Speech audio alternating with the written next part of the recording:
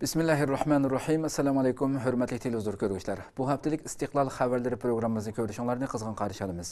Men Abdullah Yalqun.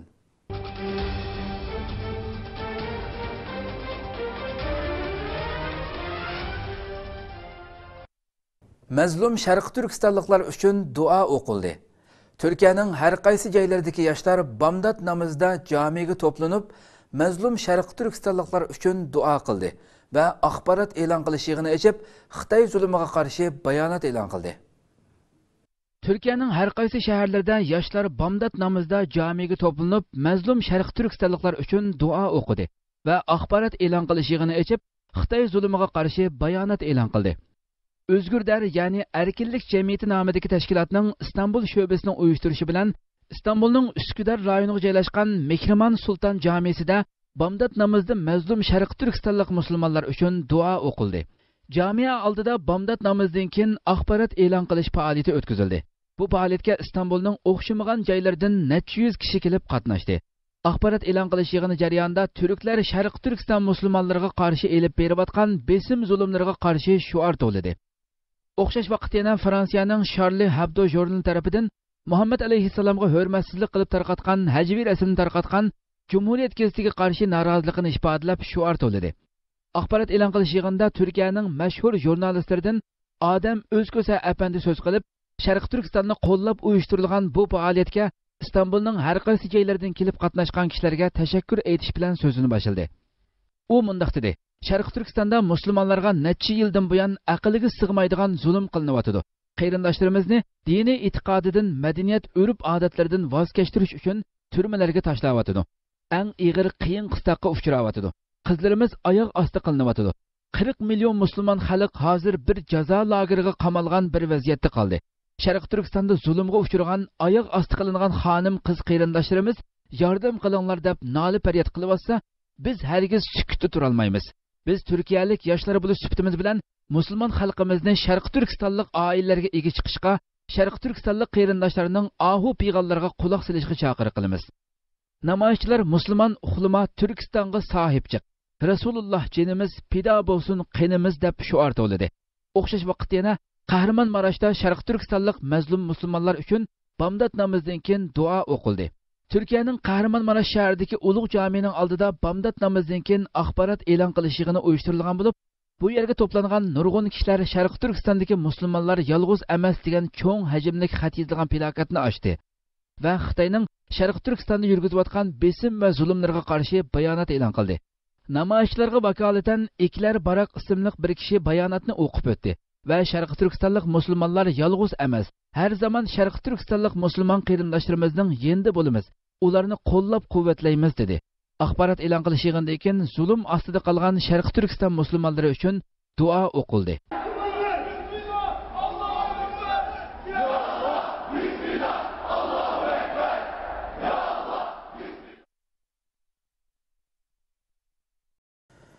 İstanbul'daki Uyghur yaslileri ta'tiliga qo'yib berildi.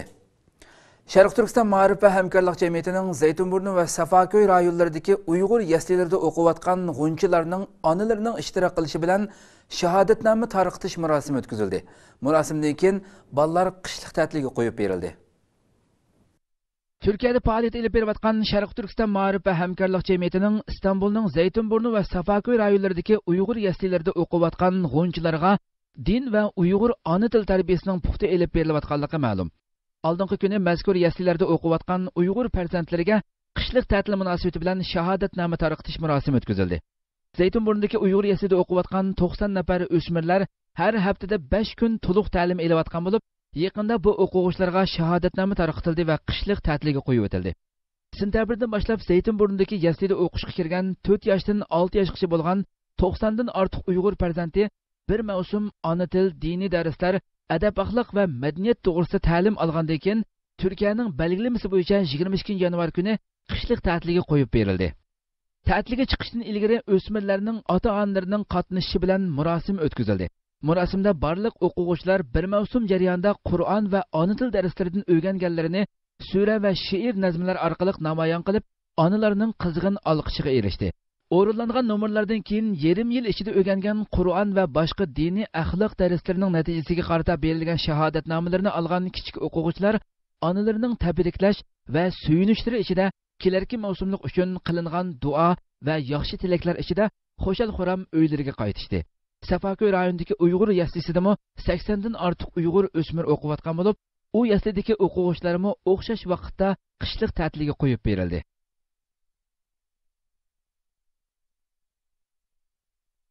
Türkiye Cemaat Xavfsizlik İdarəsinin başlığı Xitayni ziyaret qildi. Türkiye Cemaat Xavfsizlik İdarəsinin başlığı Mehmet Jalaliddin Lekesiz 26 yanvar Xitayni ziyaret qildi.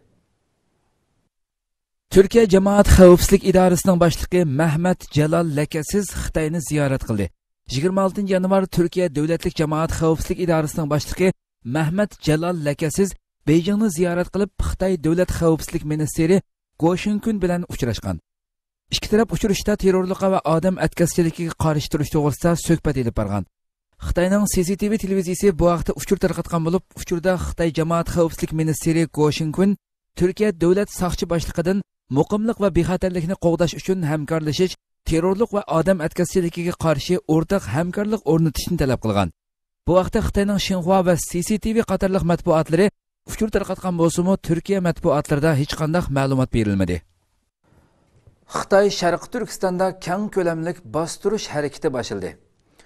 Xitoy tajovuzchilarining Sharq Turkistonning Qashqar shahrida o'tgan yili 148 qitim bostirish harakati elib borganligi bildirildi. Xitoyning zuvani bo'lgan Xitoy kundalik gazetining xabarida Xitoy doiralari Sharq Turkistonning musulmonlar eng ko'p o'ltiraqlashgan rayonlardan biri bo'lgan Qashqar viloyatida rayon xalqini qaymoqtirgan atalmish unsurlarga qarshi 148 o'rinda bostirish elib borganligini bildirgan.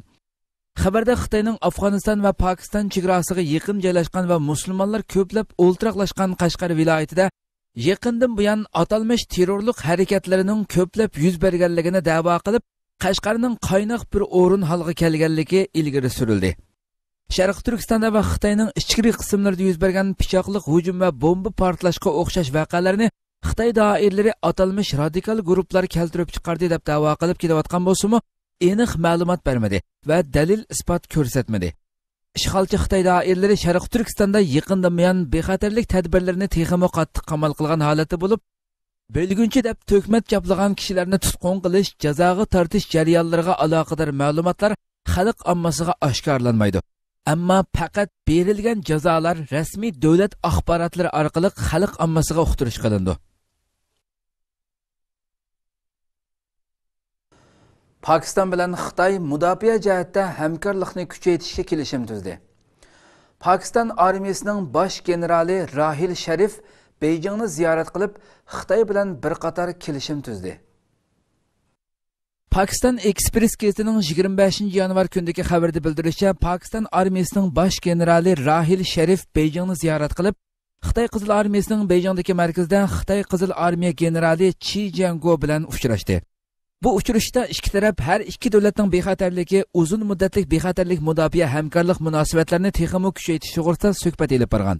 Natijada ikki taraf atalmish bexatarlik va terrorlikqa qarshi sohalarda hamkorlikni kuchaytirish, uningdan boshqa yana istixborot uchur almashtirish va harbiy mashq olib berishda hamkorlash to'g'risida kelishim tuzishgan. Pakistan generalining 2 kunlik ziyorati jarayonida yana Xitoyning Markaziy harbiy komitetining muavin boshlig'i bilan uchrashgan bo'lib, bu uchrashda Xitoy amaldori Pokistonning Vaziristondagi havo va quruqlik hujumlarini maqtagan va atalmish terrorlikqa qarshi zarb berishni natijalik bo'layotdi deb baho bergan. Davlat bexatarligiga duch kelayotgan xavfsizlikni yo'q qilishda Pakiston bilan har vaqt hamkorlashadiganligini ifodalagan va Pakiston Xitoy bilan strategik o'rtoq ekanligini, Xitoy atalmish terrorlikqa qarshi Pokistonni qo'llaydiganligini bildirgan. Hindiston Times gazetining bu vaqtdagi xabarida Xitoy Pokiston bilan Sharq Turkiston islom harakatiga qarshi o'rtoq hamkorlik qilishni kuchaytirish to'g'risida kelishim tuzdi deyilgan. Pokiston armiyasi generalining Xitoy ziyorati Amerika davlat raisi Obamaning Hindiston ziyorati bilan o'xshash vaqtda elib berilgan bo'lib, G'arb matbuotlarida Pokiston bilan Xitoy munosabatlarining kuchayishiga ergashib, Hindistonning Amerika bilan hamkorlikni kuchaytirish to'g'risidagi besayotgan qadamlari diqqat tortmoqda ekan. Hindiston Pokiston va Xitoy bilan urush qilgan davlat bo'lib, har ikki davlatni o'zining siyosiy raqibi deb qaraydi. Xitay atalmış Uyghur Abdunum rayonunun Qorchaq raisini bekitdi. Xitay Şöhret Zakirni Xitayning Sharq Turkistondagi Qorchaq raisligiga tayinladi. Xitay Tangritog to'rining xabar qilishicha 24 yanvar atalmış Abdunum rayonlik 12 navbatlik xalq qurultiyining 3-yig'inida Şöhret Zakir Xitayning Sharq Turkistondagi Qorchaq raisligiga saylangan. Egallanishicha, yig'inda yana Sharq Turkistondagi Xitoyning botil qonunlari bo'yicha hukm chiqarish organi bo'lgan Yuqori xalq sud mahkamasining sobiq boshlig'i Nayim Yasin atalmış Abdunum rayonlik xalq qurultiyining boshliqligiga saylangan. Xitoyning mohiyatda madaniyat yo'qotishni maqsad qilgan atalmış madaniyat inqilobidan buyon Sharq Turkistondagi Xitoy ishg'olchilarining markaziy rahbarlik organlari bo'lgan Partikom, hukumat, xalq qurultiyi va siyosiy kengashdan iborat 4 o'rinning boshliqligiga Xitoy, Uyg'ur va Qozoqdan iborat 3 millatdan bo'lgan kishilar tayinlanib kelgan bo'lib, Xitoy bu orqali Sharq Turkiston xalqiga avtonomiya huquqi berayotganligi va atalmış osonlik millat kishilarini vazifaga qo'yib, o'z ishlarini idora qilish huquqi berayotganligidek shakilvozlik va ko'z bo'yamchilikni davomlashtirib kelmoqda. Aminiyati bo'lsa, Sharq Turkistondagi mutlaq huquq Xitoylarning qo'lida bo'lib, bu rayonning asli egalari bo'lgan Uyg'ur qatorliq millatlardan bo'lgan amaldorlar faqat quruq jazo va qo'rchoq bo'lib kelmoqda. Bu qo'rchoq amaldorlar bo'lsa, Xitoyning amal berganiga go'l bo'lib, o'zlarining quruq jazoga aylanib qolganliklarini tunib yetolmay, Xitoylardanmi aktiv ishlab, Xitoyning Sharq Turkiston musulmonlarini bostirishida avangardlardan bo'lib kelmoqda. Qo'llarini musulmonlarning qini bilan bo'yab la'natga uchirmoqda. Aminiyatda bu qo'rchoqlarning amalini Xitoylarmi e'tirof qilmaydigan bo'lib, o'tgan yil yozda Qizilsuv Qirg'iz Abdunum oblastining ma'lum bir bozoridagi Xitoy amaldor ayni vaqtdagi qo'rchoq rais Nurbekni tasdiqlagan bir hujjatni yirtib etgan, ham hech qanday qonuniy javobgarlikka uchirmagan. Ahvol yuqorqidek bo'lsa-mu, lekin bu qo'rchoqlar birining kaynidan biri chiqib, Xitoyga g'alchilik qilishni davomlashtirmoqda va shuningdan sharaf his qilishmoqda. Shohrat Zokir bilan Nayim Yasinmi o'zlarining hozirgi amalga erishganliklaridan nihoyat mamnun bo'lganligini va Xitoyga texmo aktivlik bilan ishlaydiganligini bildirishgan. Aminiyatda bular bir tarafdan Xitoylarga yaramay qilishidan, yana bir tarafdan musulmonlarning zulmiga qarshi elib berayotgan kurashlardan qo'rqib yashaydigan eng bechora insonlardir.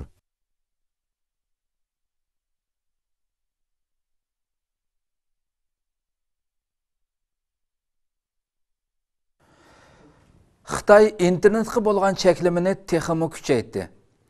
Xitoyda Xitoy doiralari cheklab etgan tor bekatlarga kirishda ishlatilayotgan mavhum tor mulozimati VPN cheklandi. Xitoyda chet elliklar va Xitoylarning cheklangan tor bekatlarga kirishda qo'llangan mavhum dunyo alohida tor mulozimati VPN mulozimati cheklandi. TRT xabar televiziyasining tor betidagi xabariga qaraganda, bu tür mulozimatlar bilan ta'minlagan shirkatlardan biri VPN mulozimati orqali cheklangan tor bekatlarga kirolmaslikning sabablari to'g'risida to'xtalib, Xitoyda internetga bo'lgan cheklamaning texmo oshqanligini ifodaladi va Xitoydagi nurg'un tor ziyoratchilardan bu vaqtda yozgan shikoyat elxat topshirib olganligini bildirdi. Shirkat cheklangan tor bekatlarga kirish imkoniyati yaratish uchun qo'lidan keladigan butun kuchini ishga solganligini, ammo ko'p aldirashlik sababidan mushtarilarga yordam berish sur'atining osti bo'lish ehtimoli borligini bildirdi. Markaziy Hong Kongga joylashgan Xitoy saharlik gazetining xabarida boshqa bir VPN mulozimati shirkatining tor betida Xitoydagi internet cheklama qilmishining VPN mulozimatini salbiy jihatda ta'sirga uchratganligi qayd qilindi. Xitoyning internetga bo'lgan cheklamani kuchaytirishi Xitoydagi cho'ng kichik ko'p sondagi chet elliklar shirkatlarini ko'p ziyonga uchratganligi ilgari surildi. Xitoy bir qancha oydan buyon rasm tarqatish tor bekati bo'lgan Instagram va Google'ning elxat mulozimati Gmailni echishni cheklagan edi. YouTube, Facebook va Twitter qatorliq xalqaro ijtimoiy uchur aloqa vositalarini ishlatish Xitoyda cheklandi. Xitoy bularning o'rniga Weibo, Youku va Renren deganga o'xshash yerlik tor mulozimatlarini yo'l qo'ygan. Cheklangan torlarni echish mulozimati bo'lgan VPN mulozimatini cheklash Xitoy doiralari uchun zo'r bir ish bo'lib, buning bilan cheklangan torlarni Xitoy soqchi va amaldorlari o'zlari ko'ra olmaydi ekan. Xitoy Sharq Turkistondami internetni qattiq qamal qilgan bo'lib, tor soqchilari orqali cheklangan torlarni ziyorat qilgan Uyg'urlar ko'plab tutqun qilinmoqda. Uchur dunyosida yashayotgan bugungi kunda diktator kommunist Xitoy doiralari matbuot erkinligi va internet dunyosini qattiq cheklab qamal qilib kelayotgan bo'lsa-mu, o'zining abdi basharasi davomli bir shaklda dunyoga oshkora bo'lib o'tadi.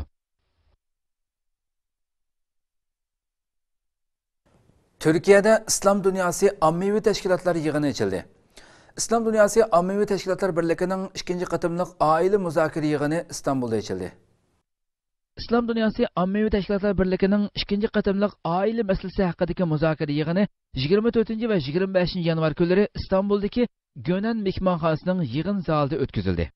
2015 yılı kurulgandan beri dünyanın her qaysi joylaridagi 52 davlatdan 260 ga yaqin ammevi tashkilotga ega bo'lgan İslam Dünyası Ammevi Teşkilatlar Birliği kurulgandan beri İslam Dünyası shundaqla dunyo miqyosidagi umumiy jamiyat va davlat va millatlarga bevosita va yoki vositalik holda chetishlik bo'lgan ijtimoiy masalalarni muzokara qilib, muhim qaror oldigan va saqlanayotgan masalalarning hal qilinish yo'li va tadbirlari haqida o'rtaq qarorlar elinib, hal qilish tadbirlarini sunadigan muhim o'rinlarning biri. İslam Dünyası Ammevi Teşkilatlar Birliği'nin aile meselesini asaslık tema qilgan bu 2. qatimliq muzokara yig'iniga 30 davlatdan ammevi tashkilot vakillari ishtirok qilgan bo'lib, Sharq Turkiston Ma'rif va hamkorlik jamiyati bu birlikning a'zosi sifatida taklif qilindi va Ma'rif va hamkorlik jamiyatining boshlig'i Hidoyatulloh O'g'izxon, bosh kotib Abdul Ahad Abdurahmon apandilar va ayollar bilimi mas'uli Munavvar O'z Uyg'ur xonim qatnashdi. Bu qatimliq oila muzokara yig'ini madaniy dunyoda buzilayotgan oila sistemasi, islom diniga zid aqida va ko'z qarashlarning qo'sh yo'nalishga qarab tez ilgarilayotgan tashviqot va uchur aloqa vositalarining oilaga bo'lgan salbiy ta'siri va xatarlari, urush va ofat, ijtimoiy va ichki to'qinishlar sababidan parchalangan, ko'chishga majbur qilingan oilalarning ahvoli, moddiy va ma'naviy qiyinchiliklari, ruhiy jihatdagi zarbalari va bulardan oilani mudofaa qilish haqidagi masalalar muzokara qilindi. Yig'inning ochilish marosimi Qur'oni Karim bilan boshlangan bo'lib, Ammevi Tashkilotlar Birligining bosh kotibi Ali Qurt apandi bu qatimqi yig'in haqida nutq so'zildi. Arqadan bu yig'inning o'rinlashtirilishida bevosita qo'llash va yordamda bo'lgan Turkiya Oila ijtimoiy siyosatlar ministrligining boshlig'i Ayshanur Islom bu muzokara yig'inining butun islom dunyosi va dunyoning hamma yerida oila farovonligi va huzurini barpo qilishdagi muhim roli haqida so'z qildi. 2 kun davom qilgan yig'inning 2-chi kuni muzokara temalari bilan 7 asosli tema bo'yicha muzokara qilish guruhlariga ayrilgan yig'in qatnashchilari hal qilishga tegishli masalalar va ularni hal qilishning asosli tadbirlari haqida qizg'in talash-tortish va muhokama elib berib, buning bir qism qarorlarini Birlashgan Davlatlar Tashkilotining ma'qulligi uchun yo'llashga hozirladi.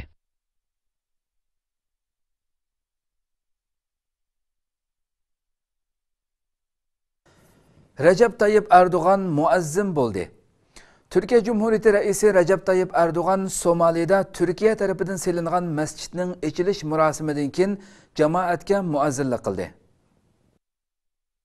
Somalidagi bir qator açılış murosimlariga qatnashgan Türkiye Cumhuriyeti Reisi Recep Tayyip Erdoğan Türkiye tarafından selingan mescidning açılış murosimidan keyin jamoatga muazzinlik qildi.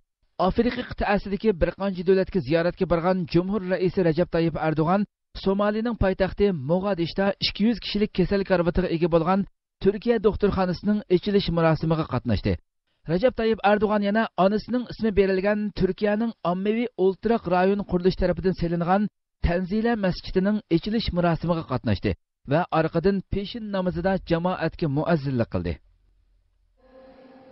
Ya Allah, Ya Bismillahirrahmanirrahim. Ya Allah, Bismillah. Iordaniya Iroq Sham Islom davlatining talabini qabul qildi. Iroq Sham Islom davlati bu qatim Iordaniyalik uchquchi bilan Yaponiyalik muxbirni o'ldirganligini aytib tahdid soldi. Iordaniya hukumatı Go'rodagi uchquchining qo'yib berilish shartini qabul qildi. Kobani Aynul Arabni xarobiylikka aylantirayotgan Iroq Sham Islom davlati bu yerdagi mag'lubiyatidan keyin xalqaro birlashma kuchlarga jang e'lon qilishni izchil davomlashtirmoqda. Iroq Sham Islom davlati yangi bir sin ko'rinishi tarqatib, Go'roda tutib turayotgan Iordaniyalik uchquchi bilan Yaponiyalik muxbirni 24 soat ichida o'ldirganligini uqtirdi. Yaponiya bosh ministri Shinzo Abe Daeshning bayonotiga pastkashlarcha bir ish deb baho berdi. Daesh Iordaniyalik uchquchi bilan Yaponiyalik muxbirni qo'yib berish badaliga terrorlik jinoyati sodir qilish bilan ayblanib Iordaniya turmusida yetayotgan Iroqlik Sajida Ar-Rishavining qo'yib berilishini talab qildi. Daesh buningdan ilgari Yaponiya hukumatidan 72 soat ichida $200 million fidya bermagan taqdirda Go'roda tutib turayotgan 2 yaponiyalikni o'ldirganligini jakarlagan. Muddat to'shqandan keyin ularning birini o'ldirayotgan edi. Yana bir tarafdan Iordaniya hukumati Go'rodagi uchquchining qo'yib berilishi badaliga Sajida Ar-Rishavini qo'yib berishga tayyor ekanligini bildirdi.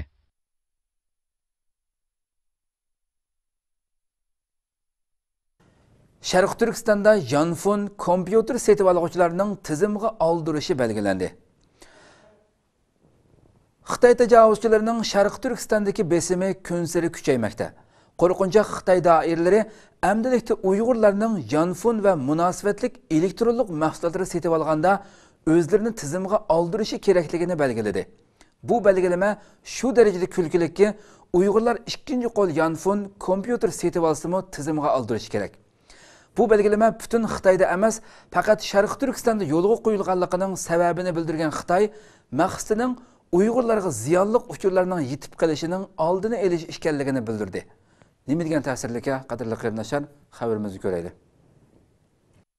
Asiya kendiki to'rining bir xabariga asoslanganda, yaqinda vatanimiz Sharq Turkistonda Yanfon va munosabatlik elektron mahsulotlari bozorini nazorat qilib boshqarish nizomnomasi e'lon qilingan bo'lib, nizomnomada Yanfon va boshqa munosabatlik elektronlik mahsulotlari savdosi bilan shug'ullanuvchilar va nimkash Yanfon kompyuter setib oluvchilarni tizimga elish belgilangan.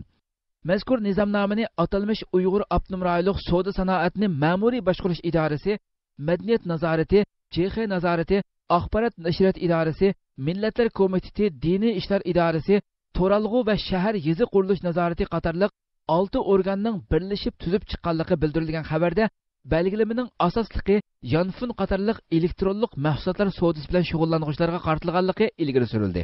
Xabarda nimkash Yanfon setib oluvchilarning mo tizimiga e'linganligi, buningdagi maqsadning elektronlik mahsulotlardan foydalanib ziyonli uchurlarni tarqatishning oldini olish ekanligi eskartildi. Xabarda ko'rsatilishicha, kompyuter va Yanfon setish do'konlariga cho'qim telekamera o'rnatish, telekamera uchurlarini eng oz bo'lgandami 30 kun saqlash shart ekan. Ko'chada jug'ilishib nimkash Yanfon savdosi qilish, qora kart va ziyonli uchur yetkazish ehtimoli bo'lgan har qanday Yanfon ziynat buyumlarini setish cheklangan. Nizomdagi belgilamlarga asosan ilgari Yanfon kartasi setib olganlardan bekitilgan nuqtalarga berib tizimga oldirish talab qilingan. Yo'qolib ketgan Malayziya aeroplanining oqibati aniq bo'ldi. O'tgan yil 8 martda Malayziyadan Xitoyga uchgan va ichida 239 yo'lovchi bilan yo'qolib ketgan aeroplanning oqibati oydinlashdi. O'tgan yili 8 martda Malayziyadan Xitoyga qarab uchgan, ichida 239 yo'lovchi bilan yo'qolib ketgan aeroplanning oqibati oydinlashdi. Malayziya ommaviy aviatsiya idorasi aeroplanning qazo sababidan tushib ketganligini uqtirdi. İdara müdiri Azharuddin Abdurrahman aeroplandagi yo'lovchilar bilan aeroplan xodimlaridan umid qolmaganliklarini ta'kidlab o'tdi. Abdurrahman o'lganlarning yaqin yo'riqlarining eng qisqa vaqt ichida to'lam pul ola olishi uchun jiddiy xizmat qilayotganliklarini uqtirdi. 10 davlatdan kelgan tekshirish hay'ati MH370 nomerlik yo'lovchilar aeroplanini uzun muddat izlagan bo'lsa-mu, hech qanday natijaga erisha olmagan edi. Xitoy turmasidagi 85 yoshlik diniy olim Ablimit Qarajimning salomatligining og'irlashganligi oshkorlandi. Buningdan 6 yillar ilgari Kalpin nahiyasida tutqun qilingan va 17 yillik qamoq jazosiga hukm qilingan Ablimit Qarajimning navbatda Urumchidagi ma'lum turmada jazo muddati o'tayotganligi va uning yaqinda og'ir kasalga mubtalo bo'lganligi ma'lum bo'lmoqda. Buningdan 6 yil ilgari Kalpin nahiyasida tutqun qilingan va 17 yillik qamoq jazosiga hukm qilingan Ablimit Qarajimning navbatda Urumchidagi ma'lum turmada jazo muddati o'tayotganligi ma'lum. Erkin Asiya radiosining xabar qilishicha, Ablimit Qarajimning salomatligi favqulodda nacharlashib, odam tunimaydigan holatga yetgan. Uning ruhiy holatidami benormallik ko'rilganligi ilgari surilmoqda. Kalpindagi Uyg'ur jamoati Kalpin nahiyalik hukumatga, shundaqla Urumchidagi turma doiralariga iltimos sunib, yashinib qolgan bu kishini uyiga kepillikka qo'yib berishni ko'p qatim talab qilgan. Ular yozma iltimosida diniy o'lima Ablimit Qarajimning jazo muddatini uyda o'tishini, buning uchun o'zlarining kafolat beradiganligini bildirgan. Afsuski, hukumat va turma doiralari Kalpin xalqining bu talabini keskin rad qilgan. Bu yil 85 yoshga kirgan turmadagi diniy o'lima Ablimit Qarajimning o'g'li Mehmet Qarimning muddatsiz qamoqqa hukm qilinganligi ma'lum. Kalpin xalqi orasida yuqori obro'ga va chaqiriq kuchiga ega bu ota bola diniy o'limalarning uzoqqa so'zilgan mushaqqatli turma hayoti navbatda jamoatchilikning diqqatini qo'zg'amoqda. Sharq Turkistondagi vaziyat yanada jiddiy. Kishilik huquqni ko'zatish tashkiloti 2015-yillik dokladida Sharq Turkistonning o'tgan yillik kishilik huquq vaziyati haqida to'xtalib, 2014-yil Sharq Turkiston vaziyatining davomli jiddiylashganligini bildirdi. Kishilik huquqni ko'zatish tashkiloti 2015-yillik dokladida Sharq Turkistonning o'tgan yillik kishilik huquq vaziyati haqida to'xtalib, 2014-yili Sharq Turkiston vaziyatining davomli jiddiylashganligini bildirdi. 2014-yili 3-oyda Kunmingda, shu yili 5-oyda Urumchidagi Ko'ktat bozorida, 8-oyda Yarkent nahiyasida yuz bergan hujum va qonliq to'qinishlarni eskartib kelib, Xitoy doiralarining zo'ravonlik voqealaridan andisha qilishi o'rinliq bo'lsa-mu, biroq uning kamsitish va bostirish xarakterlik osonlik millatlar siyosati masalani ig'irlashtiryapti deb ko'rsatgan. Doklad yana Sharq Turkistonda terrorlikqa aloqador delolarning adil sotlanganligida jiddiy gumon borligi eskartilib, bu delolarga aloqador mustaqil uchurning kamligi, Xitoy doiralarining ularni chaqmoq tezligida sotlashi, Xitoy qonunining terrorlik gumondorlarini uzun mezgil so'roqsiz tutib turishga yo'l qo'yishi, bu xil andishlarni paydo qilganligi bildirildi. Atalmış Uyg'ur Abnum rayonlik taftish doiralarining yaqinda oshkorlashicha 2014-yilda Sharq Turkistonda oz kam 28 ming odam rasmiy qo'lga ilingan bo'lib, bu 2013-yili qo'lga ilinganlardan asosan bir hassa ko'p. Atalmış Uyg'ur Abnum rayonlik yuqori taftishning boshlig'i Nayim Yasin bundaq zo'r ko'lamli qo'lga ilishni oqlab, bu bizning terrorlikqa qarshi kurash qilish niyatimizning qat'iyligini bildirdi degan. Biroq Ulrich Delius bu xil bostirishning hech qanday ijobiy natija bermaydiganligini bildirib, biroq Xitoy doiralari ixtilofni tinch hal qilishga qiziqmaydi dedi. Kishilik huquqni ko'zatish tashkiloti dokladida yana Xitoy doiralarining tinch Uyg'ur o'qituvchilarini bostirganligini tanqid qildi. Uyg'ur ziyolisi Ilhom To'xti Xitoy doiralarining Uyg'ur siyosatini tanqid qilganligi uchun qo'lga ilinib, muddatsiz qamoq jazosiga hukm qilinganligini, Abduveli Ayubning qonunsiz mablag' to'plash tuhmati bilan ayblanib, 18 oylik qamoqqa hukm qilinganligini aybladi.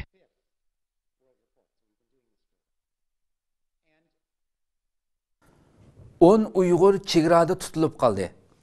Suriyaga qarab yo'lga chiqqan 10 Uyg'urning Turkiya-Suriya chegarasida tutilib qolganligi bildirildi. Turkiyada chiqadigan Yangi Shafaq gazetining 29 yanvardagi xabarda bildirilishicha, Kilis soqchi idorasining chegara qo'g'dash bexatarlik bo'limining vazifa o'tayotgan soqchilar tomonidan Kilis markaziga qarashliq Akinchilar yesining chegara rayonida qonunsiz holda Suriyaga o'tmoqchi bo'lgan 10 kishining tutilganligi ilgari surildi. Xabarda tutilganlardan 9 kishining Sharq Turkistonlik ekanligi bildirildi. Xabarda bildirilishicha, tutilganlar Cumhuriyet bosh mufattishligining tasdiqlashi bilan chet elliklar ishlarni boshqarish soqchi bo'limiga topshirilgan. Xabarga qaraganda Suriyalik VH ismli shaxsning ifodasi ilingandan keyin qo'yib berilgan bo'lib, qolgan kishilarni tekshirish davom qilayotganligi bildirildi. Egallanishicha, bu Uyg'urlar to'plam 2 oilaning a'zolari bo'lib, bularning orasida kichik bolalar va ayollarmi bor ekan. Xabarda bularning Iroq Sham islom davlatiga qatilish uchun Suriyaga yo'lga chiqqanligi yozilgan. Bu uchurlar bugun Turkiyaning har qaysi matbuotlarida e'lon qilindi. Buningdan ilgari mushkil voqealar Turkiya matbuotlarida bir qancha qatim oshkor bo'lgan edi.